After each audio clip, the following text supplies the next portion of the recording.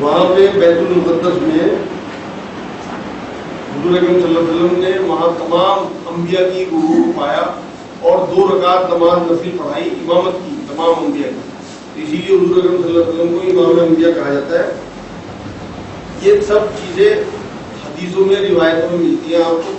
ویسے معراج کا ذکر آپ کو قرآن میں اگر ڈھونڈنا ہو تو سورہ بنی اسرائیل کی پہلی آیت 17ویں سورت ہے 15ویں پارے میں, اور سورہ نجم ہے 53ویں سورت, اس کی شروع کی 18 آیتیں اسی سے متعلق ہیں. جن لوگوں کو قرآن سے اس کی تصدیق کرنی ہو معراج کی واقعی کی وہاں سے انشاءاللہ مل سکتی ہے.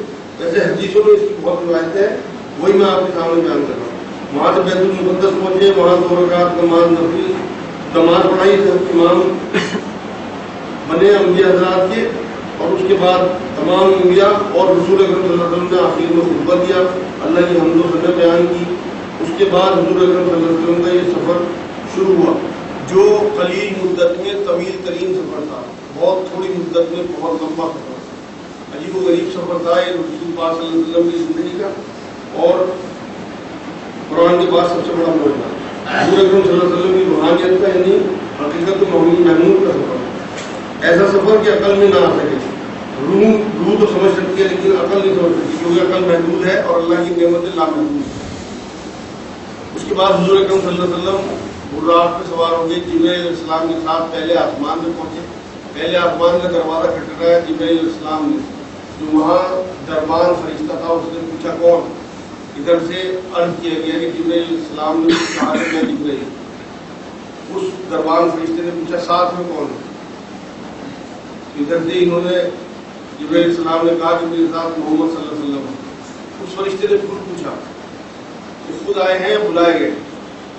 تو جبرائیل علیہ السلام نے کہا کہ بلائے گئے.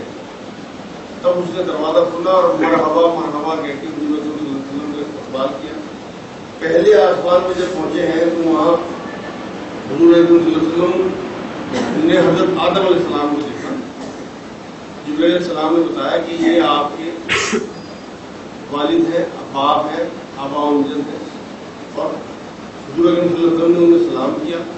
وہاں حضور اکرم صلی اللہ علیہ وسلم نے دیکھا کہ آدم علیہ السلام کے بائیں طرف بہت سارے کالے چہرے والے لوگ ہیں اور دائیں طرف بہت سارے گورے گورے چہروں والے لوگ ہیں.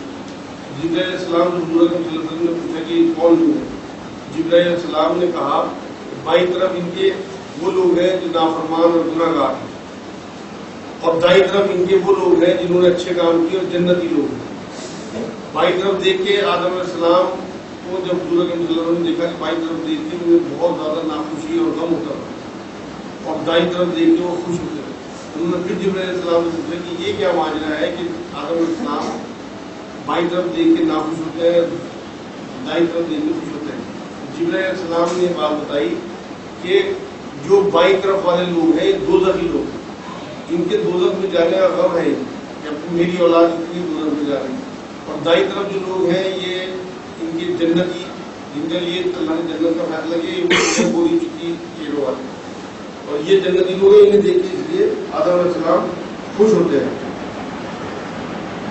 اس کے بعد دوسرے آسمان پہ جبرائیل علیہ السلام لے کے چلے حضور اکرم صلی اللہ علیہ وسلم کو. وہاں بالکل اسی طرح سے دروازہ کھٹکھٹایا گیا. فرشتے نے وہی سوال کیا کون. جبرائیل علیہ السلام نے بتایا کہ میں جبرائیل. ساتھ میں کون ہے بتایا حضرت محمد صلی اللہ علیہ وسلم ہے. پھر وہی سوال کہ بلائے گئے یا خود آئے. جبرائیل علیہ السلام نے کہا بلائے گئے, اور پھر مرحبا کی آواز لگی اور انہیں دوسرے آسمان کو بلا لیا گیا. وہاں پہ حضور اکرم صلی اللہ علیہ وسلم کی جو ملاقات ہوئی ہے وہاں یحییٰ علیہ السلام اور عیسیٰ علیہ السلام سے.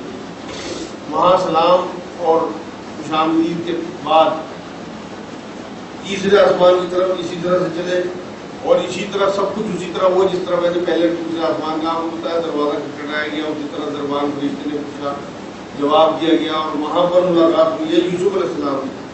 یوسف علیہ السلام کو دیکھ کے حضور اکرم صلی اللہ علیہ وسلم منہ سے نکلا کہ وہ شخص ہے جسے اللہ رب العزت نے کائنات کا آدھا حکم دیا اور باقی آدھا حکم کائنات میں بانٹا, اور وہ واقعی بہت حسین آدمی تھے. اس کے بعد حضور اکرم صلی اللہ علیہ وسلم جبرائیل علیہ السلام کے ساتھ چوتھے آسمان پہ گئے جہاں ادریس علیہ السلام سے ان کی ملاقات ہوئی.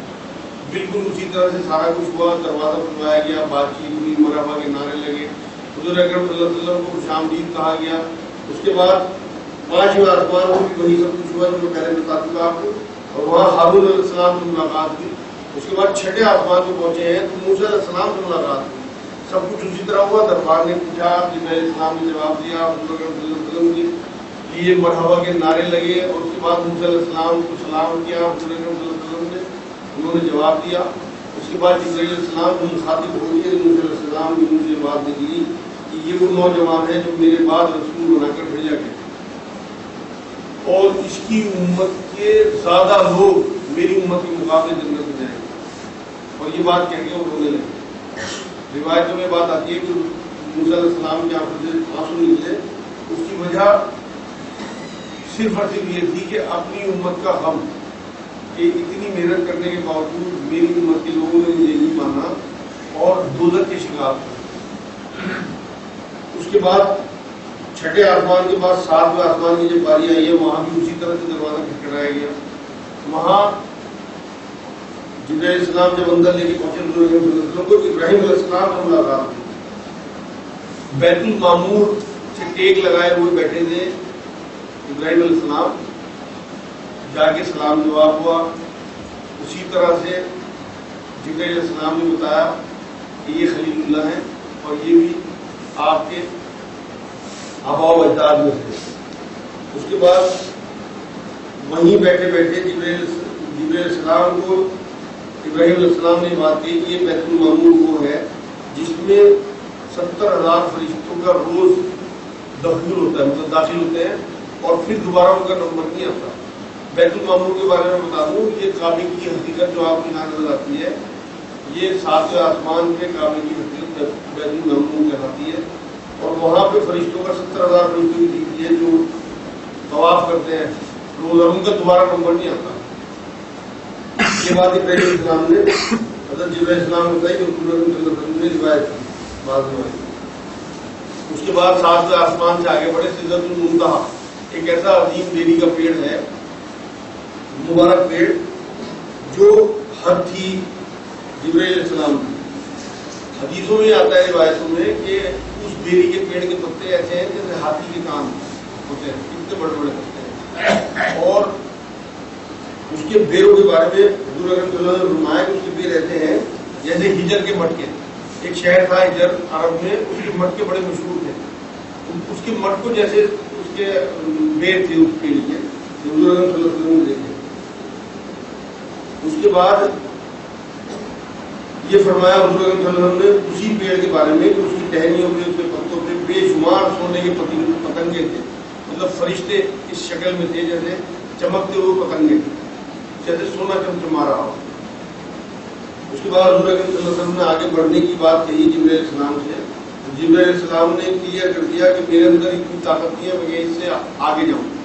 और ये फरमाया, अर्ज किया हुज़ूर अकरम सल्लल्लाहु अलैहि वसल्लम की खिदमत में कि अगर मैं एक बाल भी आगे बढ़ा तो मेरे तमाम पर जल जाएंगे और मेरा वजूद खत्म हो जाएगा।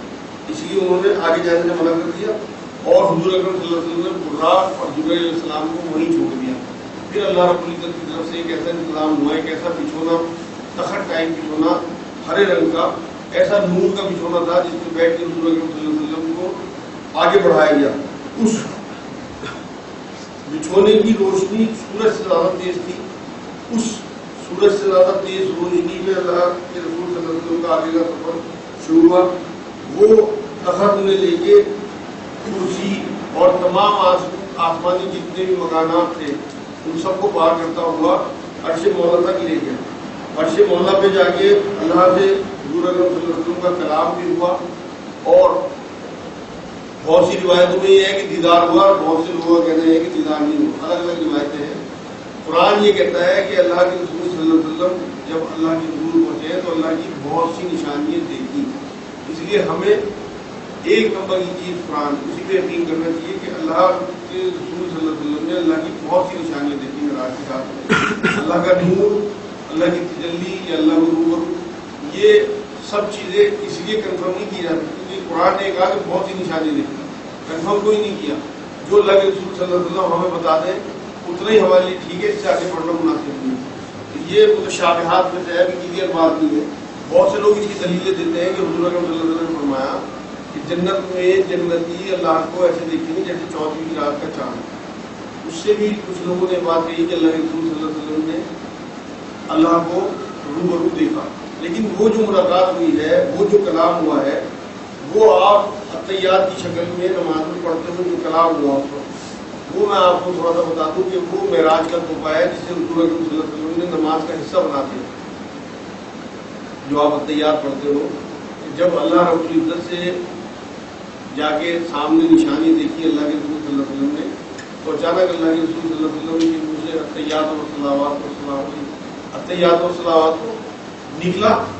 جو جملہ شروع کا تھا اس کا ترجمہ طارق صاحب کا کہنا یہ ہے کہ ہمارے معاشرے میں وہ ترجمہ ٹھیک نہیں بیان ہوتا، اور وہ میں نے بھی چیک کیا لغت سے، تو واقعی کوئی بات ہے کہ ہمارے ہاں تو یہ بات بیان ہوتی ہے تمام بدنی عبادتیں، تمام مالی عبادتیں اللہ رب العزت کے لیے، ہمیں یہی سکھایا گیا بچپن میں. مگر اگر آپ عطیات للہ صلواتوں کا ترجمہ اگر آپ لغت سے نکال کے کرنا شروع کرو گے تو اس کا ترجمہ بالکل الگ بنتا ہے.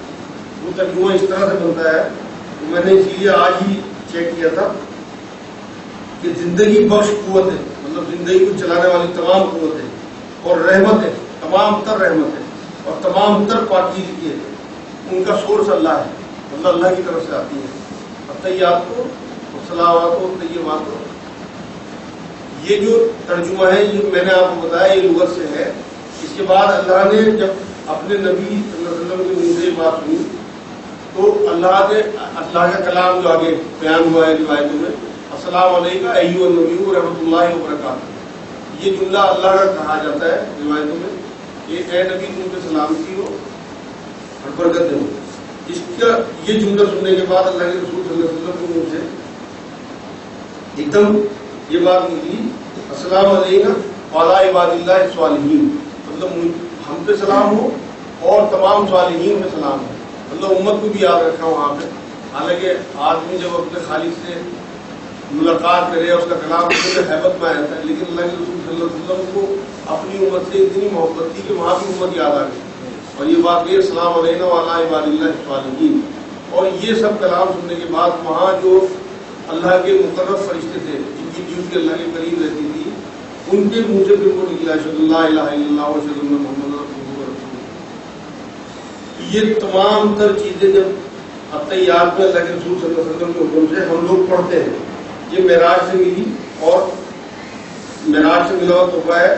جو اور نماز بھی مومن کی معراج آتی ہے، حضور کی حدیث ہے کہ نماز مومن کی معراج ہے، اسی لیے وہ معراج سے ملا تحفہ ہماری معراج نماز میں اللہ کے رسول صلی اللہ علیہ وسلم نے پیوست کر دیا. اس کے بعد معراج میں ہی اللہ کے رسول صلی اللہ علیہ وسلم کو علم و حکمت کے اللہ نے بے انتہا خزانے عطا کیے اور 50 نمازیں عطا کی. یہ تمام تر عطائیں، یہ تمام تر تحفے لے کے اللہ کے رسول صلی اللہ علیہ وسلم جب لوٹنے لگے 7ویں آسمان سے ہوتے ہوئے 6ٹھے آسمان میں پہنچے تو عیسیٰ علیہ السلام سے موسیٰ علیہ السلام کی ملاقات ہو گئی. موسیٰ علیہ السلام نے پوچھا حضور اکرم صلی اللہ علیہ وسلم سے کہ تمہاری امت پہ اللہ کی طرف سے کیا چیز فرض کی ہے؟ اللہ کے رسول صلی اللہ علیہ وسلم نے فرمایا کہ اللہ نے 50 نمازوں کا تحفہ دیا، 50 نمازیں میری امت سے فرض کی. موسیٰ علیہ السلام نے کہا کہ میں نے بنی اسرائیل کو، اپنی قوم کو، اپنی امت کو بھیجا ہے، یہ نمازیں تمہاری امت پڑھ نہیں پائی. اللہ کے حضور جا کے عرض کرو اور مشورہ دیا کہ انہیں کم کراؤ. اللہ کے رسول صلی اللہ علیہ وسلم دوبارہ گئے اللہ کے حضور اور یہی بات کہی کہ بخاری شریف میں روایتوں میں ہے بات 10 نمازیں اللہ نے ان کے عرض کرنے پہ کم کر دی. یہ پھر اسی طرح لوٹ گئے 6ٹھے آسمان پہ. موسیٰ علیہ السلام نے پھر اسی طرح مکالمہ ہوا. موسیٰ علیہ السلام نے پھر یہی بات کہی کہ یہ بھی نہیں پڑھی جائیں گی، آپ اور کم کراؤ.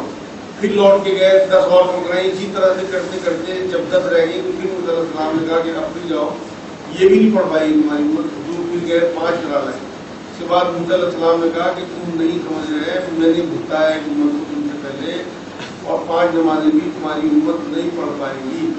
میں نے دیکھا ہے بنی اسرائیل کو کس طرح بتائی کرتے تھے نمازوں کی وجہ سے گرفت میں آئے.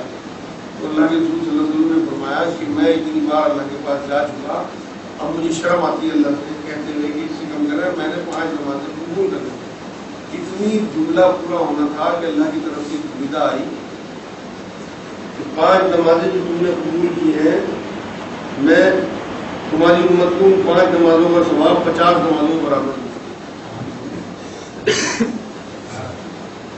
تو ایک نیکی کا ثواب 10 گنا دنیا میں جو ہوتا ہے، یہ 5 نمازوں کا ثواب ہمیں 50 کے برابر ملے گا۔ کتنا سستا ہوتا ہے۔ اور رسول اکرم صلی اللہ علیہ وسلم جنہیں 5 نمازوں سے کم کرانے میں شرم آ رہی تھی، ان کی امت کو ایک نماز یا 5 نمازیں چھوڑنے میں رکھتی برابر شرم نہیں آتی۔ یہاں ایک اور پہلو بھی ہے، اللہ کے رسول صلی اللہ علیہ وسلم جنہیں ہر آسمان پہ پوچھا گیا کہ خود آئے ہیں بلائے گئے ہیں، پہلی بار بلائے گئے تب پہنچے۔ اس کے بعد موسیٰ علیہ السلام سے مشورے کے بعد 5 یا 6 بار جب بھی گئے ہیں اپنی مرضی سے گئے، اللہ نے نہیں بلایا۔ اللہ نے اتنی انہیں اپنی طرف سے صلاحیت اور اختیار دے دیا تھا کہ اللہ کے رسول صلی اللہ علیہ وسلم اس کے بعد 5 یا 6 بار خود پہنچے اللہ کے پاس۔ اس میں بڑا نقطہ ہے اس بات۔ اس کے بعد نمازیں 5 نمازیں جب پوری ہو گئی، روایتوں میں بھی آتا ہے کہ دونوں جگہ اللہ کے رسول صلی اللہ علیہ وسلم کو 3 پیالے پیش کیے گئے، ایک میں دودھ تھا، ایک میں شہد اور ایک میں شراب۔ اللہ کے رسول صلی اللہ علیہ وسلم جب جبرائیل علیہ السلام نے سدرۃ المنتہا پہ 3 پیالے پیش کیے تو اللہ کے رسول صلی اللہ علیہ وسلم نے دودھ کا پیالہ لے لیا اور وہ نوش فرمایا۔ جبرائیل علیہ السلام اس بات کو دیکھ کے خوش ہو گئے۔ اللہ کے رسول صلی اللہ علیہ وسلم نے مادہ انسانی، یعنی کہ دودھ ایک ایسی غذا ہے جو کھانا اور پینا دونوں کا کام لگتا ہے، اسے چنا۔ اور اس کے بعد یہ بھی روایتوں میں بات آتی ہے کہ جب حضور اکرم صلی اللہ علیہ وسلم کی واپسی زمین کو ہوئی تو جس بستر سے حضور اکرم صلی اللہ علیہ وسلم اٹھ کے گئے تھے جبرائیل علیہ السلام کے ساتھ، وہ بستر اسی طرح گرم تھا، اور جو دروازے کی کنڈی اس ٹائم ہلی تھی، جب حضور اکرم صلی اللہ علیہ وسلم واپس آئے تو وہ دروازے کی کنڈی اسی طرح ہل رہی تھی۔ مطلب 2 پلوں میں اتنا لمبا سفر کر کے آئے تھے، جتنا میں نے آپ لوگوں کو بہت مختصر کر کے بیان کیا۔ بہت لمبی لمبی روایتیں ہیں۔ حضور اکرم صلی اللہ علیہ وسلم کو وہاں پہ دوزخ کی سیر کرائی گئی، جنت کی سیر کرائی گئی، مشاہدے کرائے گئے وہاں پہ، اور بہت ساری روایتیں ہیں۔ بستر دوبارہ گرم تھا، کنڈی ہل رہی تھی، اس میں بھی اللہ کی حکمت تھی۔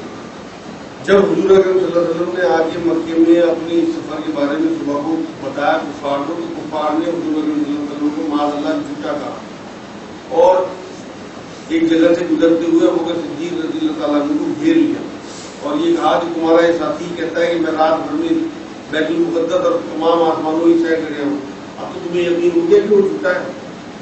اور ابو بکر صدیق رضی اللہ تعالیٰ عنہ نے کہا تم سے بات کس نے کہی؟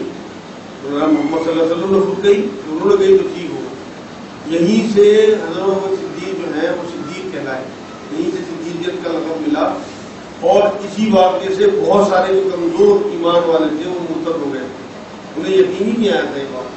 بہت سارے کافروں نے گھیر کے حضور اکرم صلی اللہ علیہ وسلم کو یہ بات بھی کہی تھی کہ آپ بیت المقدس ہو گیا ہے، وہ آسمانوں کی سیر کر کے آئے۔ آسمانوں کو تو ہم نہیں جانتے، نہ ہم نے دیکھا تو وہاں کیا ہے، لیکن بیت المقدس ہم نے بہت سارے لوگوں نے دیکھا ہے۔